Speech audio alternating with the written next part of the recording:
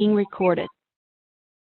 That these current systems have historically displaced Indigenous people and their stewardship of this land. So I'd like to introduce myself. My name is Aaren Topley. I'm the Can You Dig It Provincial Manager with the Public Health Association of BC, and Alex Harned, who's the Food System Coordinator for the City of Victoria.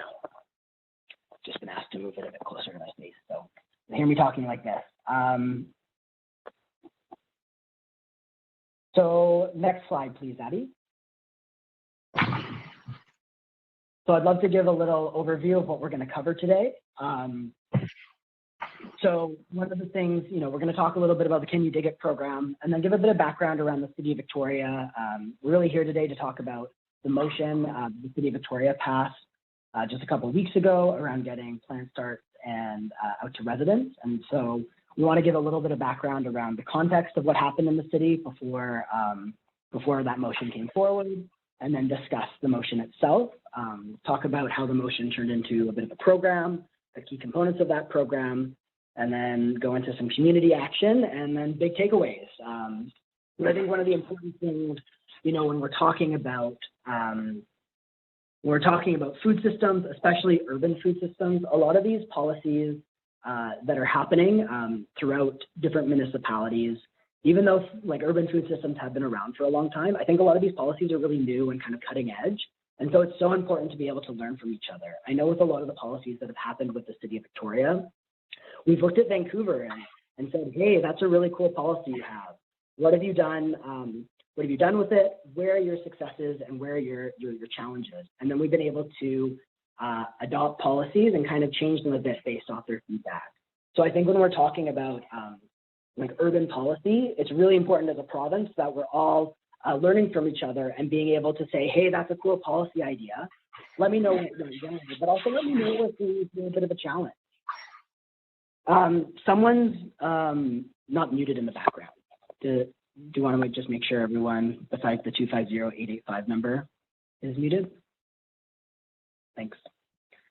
Perfect. So a little bit about Can You Dig It? So Can You Dig It was started in the Lower Mainland by an organization called Possibilities, and they were a community living funded organization. They really had a vision of getting their clients and participants involved in community and seeing gardens as a way of creating inclusive community spaces.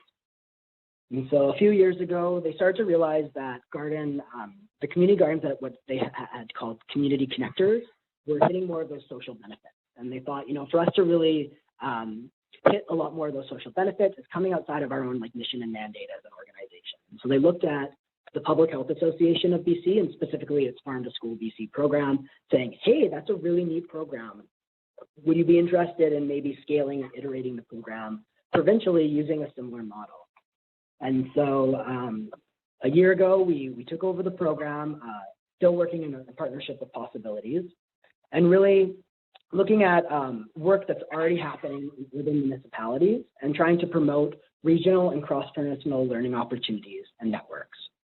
So we've been working with the City of Victoria over the last year, really focusing on supporting their community gardens. And so this was a really good opportunity to expand some of the work that has been happening. Addie, do you want to go to slide 6? We're not there yet. Or slide where it says City of Victoria Growing Landscape. So I thought we'd give a bit of background on the City of Victoria. So the city itself, Victoria proper, has 80,000 people. We have 12 municipalities and 3 electoral districts that surround us. That makes up the capital region, and that has a population of around 400,000 people. So I kind of want to pull back a little bit on the whole context of how growing food in the city has become such an important part of the work that we've been doing.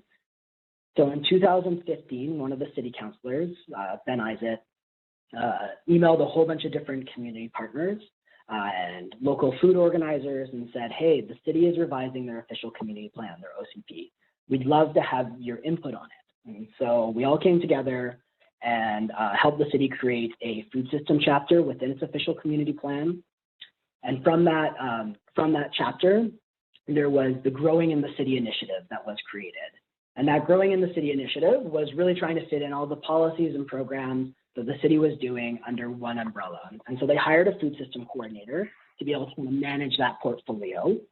And then the group of us community organizations said, you know, it was a lot of fun working with the city. We'd love to stay on as an advisory body in Food Policy Council. And so in 2016, the Urban Food Table was established. And so, you know, in the picture that you see on the slide, there's all of us. We do an annual barbecue where we all come together in the summer and just celebrate the work that's happened, and we invite our city council liaisons. And so it's really fun. So yeah, that's us. I want to pass it over to Alex to be able to talk a little bit about a bit more about the Growing in the City initiative. And do you want to go to the next slide, Addie?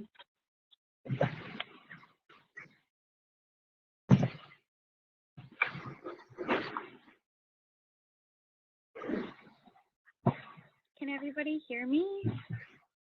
Yeah, great. Okay. Hello, everyone. My name is Alex Harned. I'm the Food Systems Coordinator with the City of Victoria. Thank you for being here today and tuning in to hear about some exciting new programs that are being rolled out through the City of Victoria through the Food Systems Department. So I just want to speak a little bit about the programs that were developed through Growing in the City. We have 18 community gardens within the City of Victoria, 14 on city land. 4 of those are also on private or SC61 land.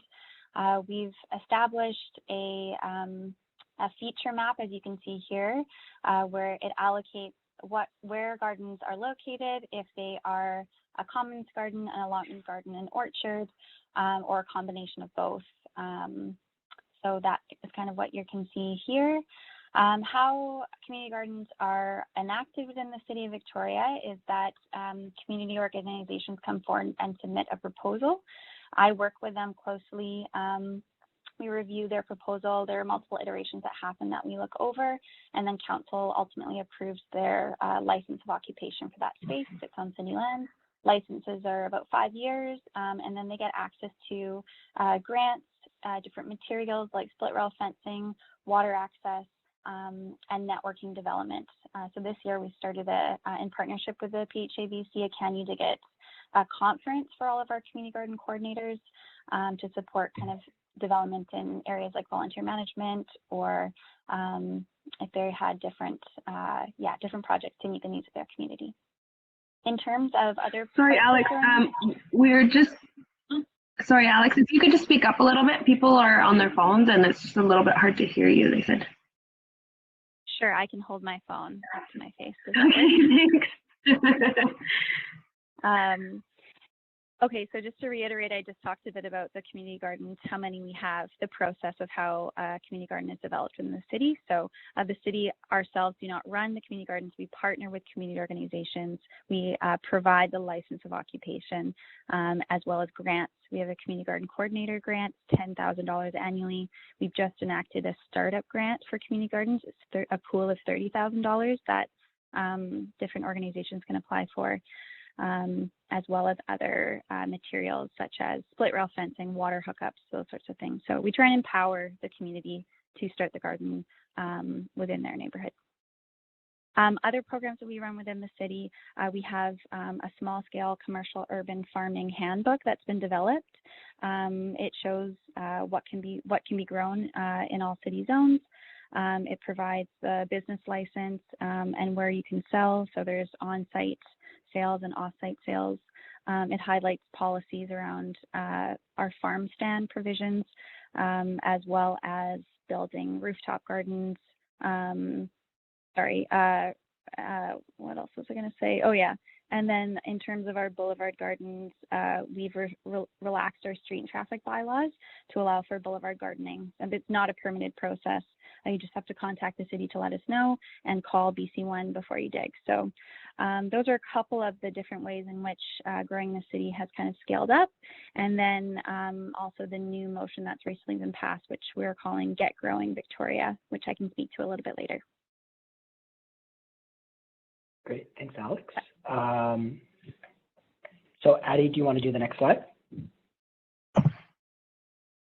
So as you can tell, like there's a lot of already growing initiatives happening in the city, and I think that's maybe one of the reasons why this motion came to be. So over the last 4 years, we've been having conversations with City Council on how to increase food production. In 2018, the Urban Food Table conducted a survey on backyard food growing and found that 300 residents that completed the survey said they were growing food. And so one of the questions we asked was how much space they were using to grow food. And so we estimated that based off their answers, it's around 2 acres of city land parceled out throughout the city being used to grow food. So quite a bit, because we are a small municipality in size. So that was really neat. One of the other questions we asked was why are people not growing food if they completed the survey and weren't growing food? And so we found that a lot of people were really interested in growing food, but did experience some barriers. So this survey that we did in 2008 kind of also dovetailed with some conversations that we were having with council about how to kind of use already existing city infrastructure, both like physical infrastructure like greenhouses and things like that, as well as staff time to increase urban food production. And so when COVID happened, we've already been kind of priming our council liaisons for these conversations around urban food growing. When COVID-19 happened, all the food organizations across the region saw a massive increase of people wanting to grow food and a lot of new people wanting to grow food. And so the Urban Food Table had some conversations with our city council liaisons and said, we've already talked a little bit about the potential of getting the nursery and the greenhouse to grow plant starts and trying to get the horticultural team more involved and excited about urban growing. And so maybe this is a really good opportunity. And so our council liaisons put forward a motion, and I'm just going to read it here. I know this is a bit of a dense slide, but I think it's really important to understand how a motion then turns into a program. If you're looking at your own municipality, you'll see that this is a very high level motion and that there's a lot of autonomy when coming to create a program, but you also have to realize that you have to hit a few targets within that motion. So the first piece of the motion is to temporarily reprioritize the focus of some parks department's capacity to grow food plants from seed in the municipal nursery and greenhouses for planting in the 2020 growing season. The second one is work with stakeholder organizations to develop a distribution plan and for food plants, soil, and educational resources to scale up food production and increase community resilience and food security. And the last one is strictly adhere to workplace safety and public health guidelines during the implementation of this program. So Addie, do you want to go to the next slide? So what does it actually mean when you have kind of that high level motion? So the way it was interpreted is there's kind of 3 components of the project that we're moving forward with. So one is free garden material and plant starts, educational videos, and then of course following COVID protocols. Next slide. So Alex will talk to you about the details. She's been working so hard kind of creating this distribution plan, working with the educational videos, and of course making sure it all follows COVID protocols. So before she even starts, I just want to acknowledge how much work has gone in the last 2-3 weeks of getting this project up and running so that it can be launched in the next week or so. So Alex, take it away. Why don't you tell people all the stuff, all the amazing work you've been doing? Thanks, Aaren, and thanks for your support. So back in June of 2019, Council, we did a progress report of growing the city to Council and made a series of recommendations. One of those recommendations was to launch a city-wide or city-sponsored distribution of garden materials. So pre-COVID, that was what excess leaf mulch compost we had in the Parks Division, and then what excess plant material that we had available. So out of our nurseries, what annuals and native plants we had to distribute. Our goal was to partner with 3 different community organizations decentralized across the city that would be able to host workshops and different educational materials provided alongside with that material. And this was for everyone, for residents, for home gardens, not community gardens. We do distribute leaf mulch and compost as a part of community gardens, and that usually happens in June and September. So we were going to be launching the compost and leaf mulch drop-off for neighborhoods in June, but with the onset of this pandemic, we expedited that delivery to community gardens first, and now we're working to launch the compost and leaf mulch drop-off to neighborhoods hopefully within the next couple of weeks. So how that's working is we are working with those community center partners with our community garden coordinators as well, and potentially working with neighborhood pods. So I'm sure a couple people have seen or are a part of, there's a COVID-19 coming together in Lekwungen territory Facebook group, which is over 11,000 people, and there's a lot of amazing community organizing happening there. A lot of questions about growing food and accessing resources. And so there has been a list of neighborhood pods, so self-identified folks who would like to help support the distribution of materials. And so they'll be reached out to through those community partners to help distribute this leaf mulch and compost in a COVID-19 protocol lens. So staggered pickup times, proper physical distancing, those sorts of things. The second piece of the distribution plan, let's see, 3 decentralized community center neighborhood houses. Yeah, so I think we've spoken to that. Aaren, do you want to go to the next slide, or Addie, sorry. Thank you. So the main bulk of this program is the distribution of the plant starts. So we have transitioned one of our almost 2,000 square foot greenhouse to transition to planting or sowing the seeds that we've sourced. We were able to acquire 100,000 seeds through 3 different, 2 local farms. So Full Circle Seeds through ALM Organic Farms, as well as Saanich Organics. And then we also had a huge help from Keeley at the BC Eco Seed Co-op. So in total, we supported about 7 different farms purchasing 100,000 seeds. We've started sowing tomatoes and parsley and basil soon. This coming weeks, we're developing a a calendar for planting schedule. And someone's sorry, not on mute, I don't think, but and then we're working with creating distribution partners in 2 tiers. So we're reaching out to organizations that have capacity to grow through food through their existing operations and can ensure the produce will be distributed to communities in need. And then the second tier is that we're reaching out to organizations that have capacity to distribute the seedlings to residents directly through pickup or delivery services for home gardeners.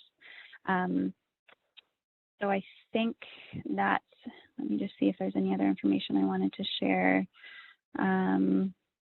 Yeah, so the COVID-19 pandemic, as Aaren had said, has generated a lot of renewed interest in food security, and expressed interest in learning to garden and supplement their food supplies. So really this program is focused, and the success relies on the existing community connections fostered and maintained by the organizations who already work directly with and serve our communities in need. So we as the City of Victoria, have the existing capacity to grow the seedlings in our nursery, and we are in the midst of looking to solidify partnerships with organizations who can act as these distribution hubs. And we are really trying to, the distribution model is primarily focused on supporting marginalized communities first.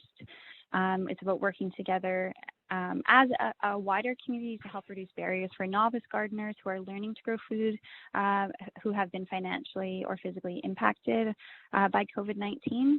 And it's also about providing access to fresh, healthy, locally grown produce to our communities in need. Next slide.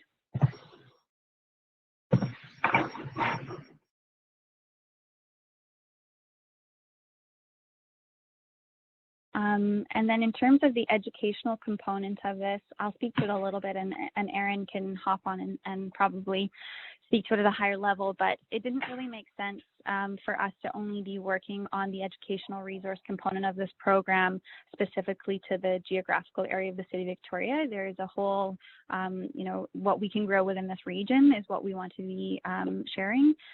And so we have partnered with a larger campaign that's happening called Growing Together. And so this campaign is being administered through CR Fair, which is the Capital Regional Food and Agriculture Information Roundtable. But really, there's going to be over 100 different partner organizations who are involved in the distribution of these resource materials around education. And so the Urban Food Table is a subcommittee that sits to council that already has over 20 different organizations sitting on that committee that is helping to create resources and compile resources that already exist. For example, you can see here the Victoria Compost Education Center. They're a wealth of knowledge. They have already transitioned to online video, and many of them are free, as well as the sort of soil health and compost hard copy materials that they have available and online as well. So the education component will be very much centered around how we're collaborating with wider partners across the region. Aaren, do you want to say anything else about that? Yeah, so I think there's kind of like two components of the videos. There's one is like a larger regional campaign. We have a lot of people reaching out to us saying like, we want to grow food and we want to be able to learn about it. And then we have a lot of other folks saying like, we want to share our knowledge and expertise. And so I think there's going to be a handful of videos that specifically go with the compost and leaf mulch distribution, like how do you grow food from these materials, and especially trying to figure out like what is the micro components within them, and is there any amenities that need to be added to what the city is giving out. And so those may be more detailed videos. And then same with the plant starts, like there may be some more detailed videos around that. And then there's a whole bunch of community members wanting to come and like share their knowledge. And so one of the things that we really want to make sure that's embedded as we create these videos and figure out like which are the ones that we want to put forward first is looking at it through an equity and accessibility lens. So when I say that, I mean like, how are we making sure that we're getting a variety of different knowledges, being able to share their expertise. And so that's everything from like having folks that do more like Western style of gardening, that maybe people that are from like South Asia, being able to share their way of gardening as well, because we know that sometimes there's different gardening practices. And so really trying to get a like diverse group of people, but also as well as like making sure that we're not just focusing on like in the land gardening, we're also focusing on like balcony gardening and different things like that. And like what to do if you only have like a little windowsill, because not everyone is able to have access to land to be able to grow food, even though the city has some cool policies like growing on boulevards that makes it a bit more accessible if you don't actually own the land to be able to grow still in the ground, but really looking at it through different lenses to make sure that both the videos are representing a diverse group of people, but also that the videos themselves are targeted to a whole bunch of different growing situations and a whole bunch of different people. Addie, do you want to go to the next slide? So the next one's around like COVID protocol, which is so important. So we're going to be creating some safety protocol and guidelines, especially for the distribution. So looking at adopting what the farmers market protocol is and probably changing it a little bit. Of course, getting an environmental health officer to review any protocol guidelines that we're creating. And then also encouraging people to discuss these guidelines within the physical video or within the videos themselves. So talking about how do you do this type of work and in a way that's safe and follows the protocols. Alex, do you have anything you want to add to this slide? I don't think so. No, I think we'll be developing a more distinct distribution plan and setup day for the organizations that will sign on to be direct to end user. So sort of distribution hubs or a depot pickup day, just so that we're offering a template to those organizations so they know what they're working off of and what's required from the city. Great, thanks. Addie, do you want to go to the next slide?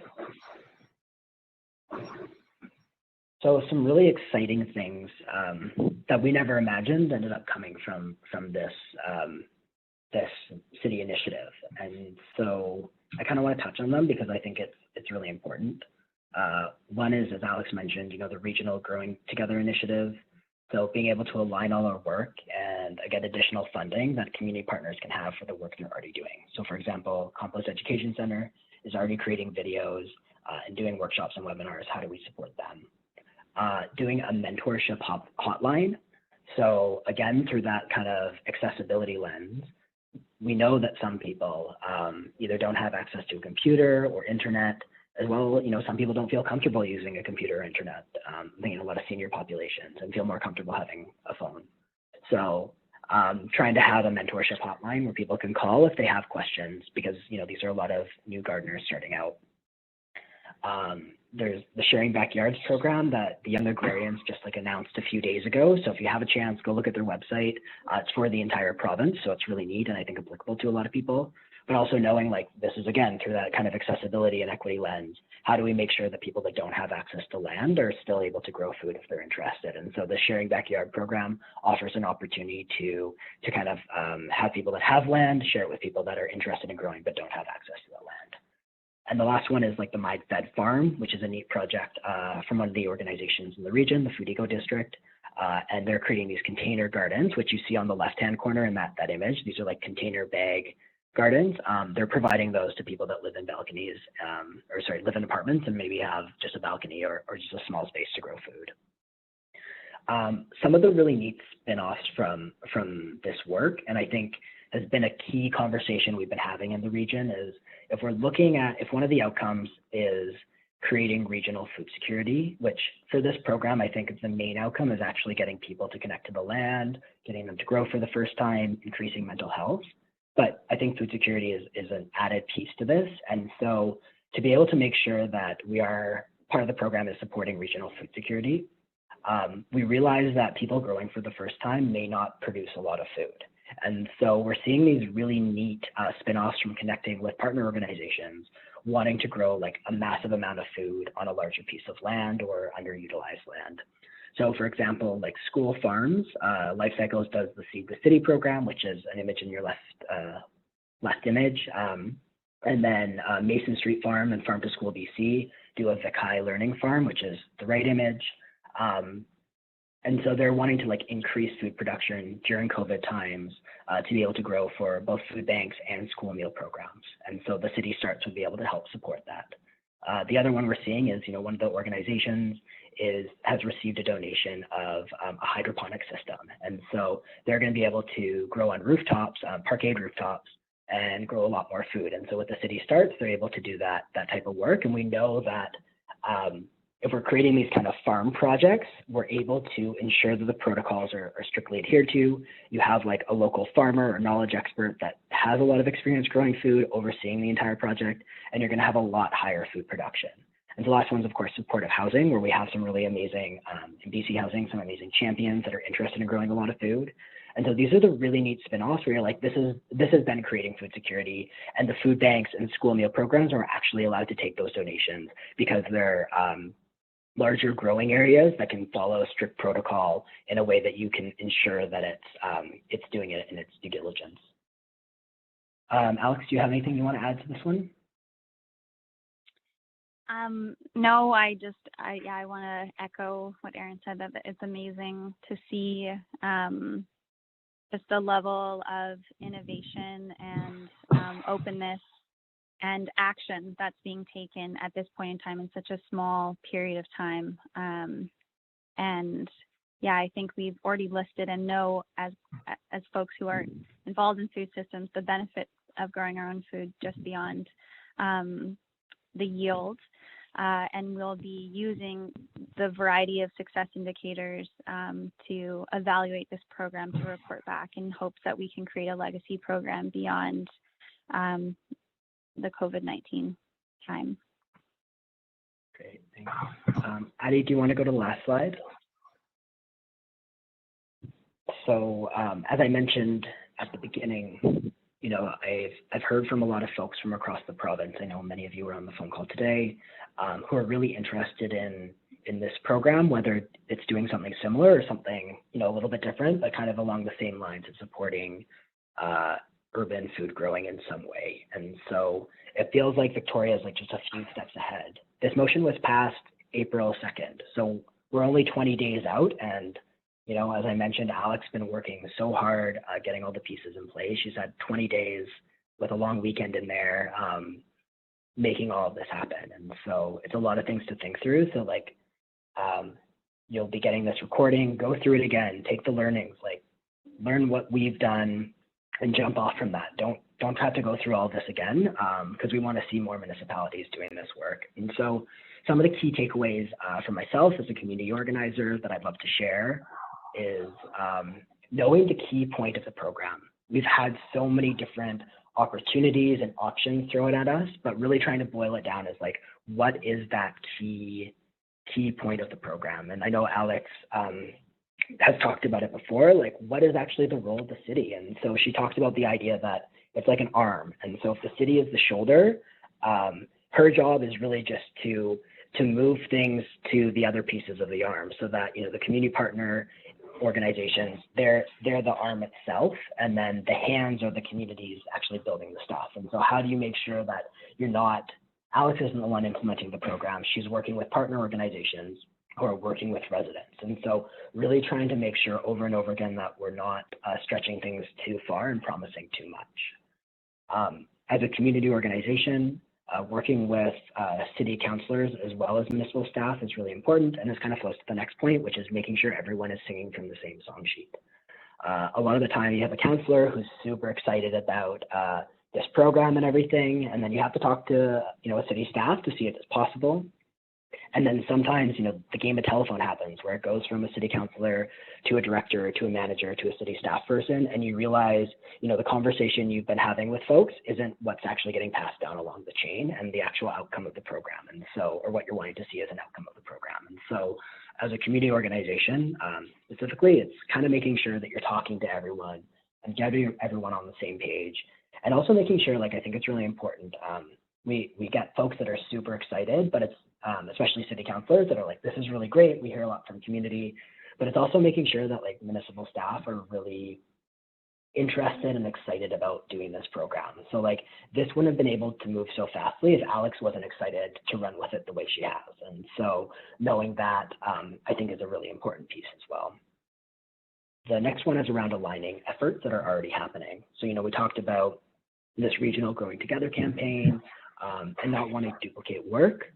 So yeah, I think just really making sure that, you know, part of being a community organizer is making sure that we're aligning efforts and not trying to duplicate things that are happening. And the last one, I know it's been said a few times, but I think it's really important to keep saying it over and over again, is it's so easy to create these programs and really occasionally like replicate inequities that are already existing within our food system. So as you're going through every aspect of the program, like continually ask yourself the questions of like, who's being left behind and all these different things, and whose voices are we not including at the table? Who's in our community that isn't part of these conversations or isn't being included in the thoughts? And so, you know, maybe reaching out to people, it may just be kind of asking yourself those questions as you go through it. The City of Victoria has like an accessibility and equity framework that has been implemented. And so this, I recommend looking at accessibility and equity frameworks for municipalities and states. Like I know US has quite a few. They're really great for figuring out like what are the questions you need to be asking as you're building out these programs. So it's really hitting the populations that you want it to hit. So that's it for me. I just want to thank everyone for joining the call. Alex, do you have any like closing words that you'd like to share before we jump into a few questions from folks? I wanted again to say thanks for having me, and thank you to Aaren and Addie for organizing. And just to reiterate again that this program is very much centered on prioritizing folks in communities in need who wouldn't be able to access plant starts or garden materials otherwise, either due to physical impacts or financial impacts from COVID-19. So when we say prioritize, that is the first tier that we're looking to support, and depending on the volume ordered by those tiers, we'll assess what we have remaining. We obviously don't want any to go to waste, but we really want to ensure that we are not financially impacting the farming community or our local nurseries at all. Really, we want to lift them up and use them and create a platform for them to redirect folks who can afford to purchase starts to support local first.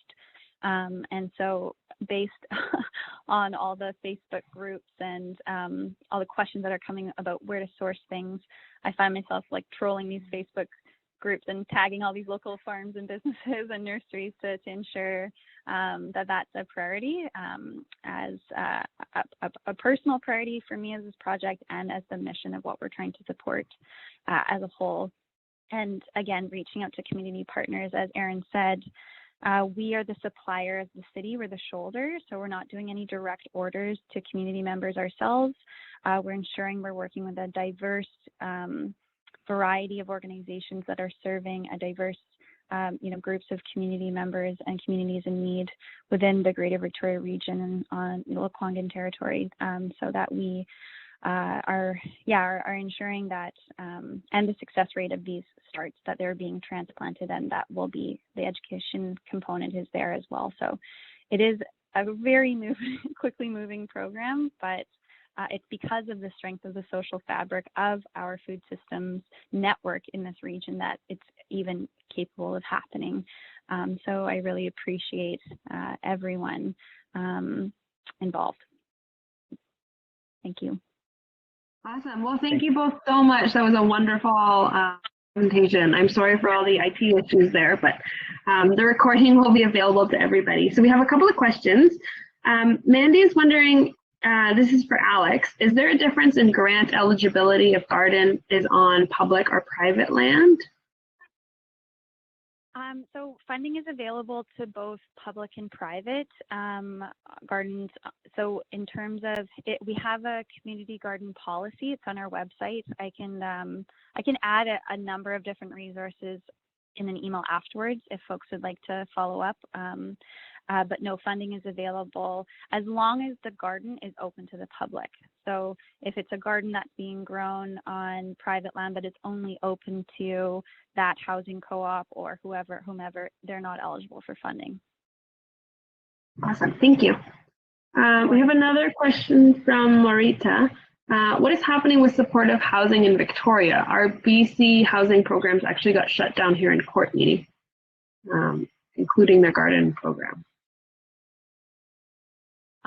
So I've reached out to a contact at BC Housing, and I think they're in the process of I don't know if they're rehiring that particular role.